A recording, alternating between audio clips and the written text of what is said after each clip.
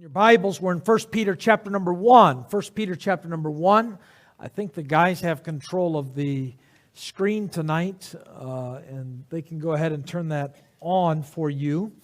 We'll try to get you a brief review of what we're dealing with as we deal in this series of 1 Peter on focuses for suffering believers.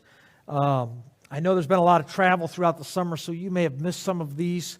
We are trying to upload all of them to the web, and so if you would like to continue it in the series and get the continuity of it, you can go to Sermon Audio, download these. But we're dealing with right reactions in the midst of suffering.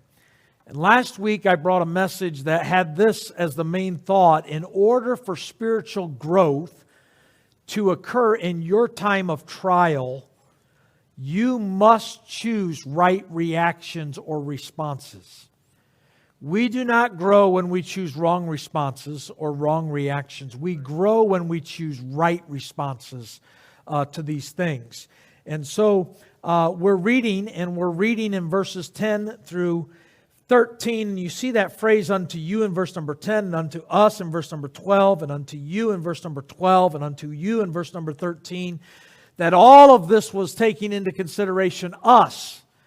And we learned that a right response in times of trials means that we remember our privileges.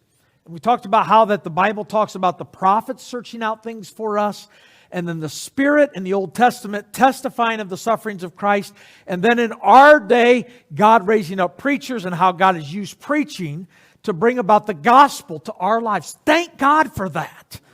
Thank God that I was introduced to preaching in my life, and I was introduced to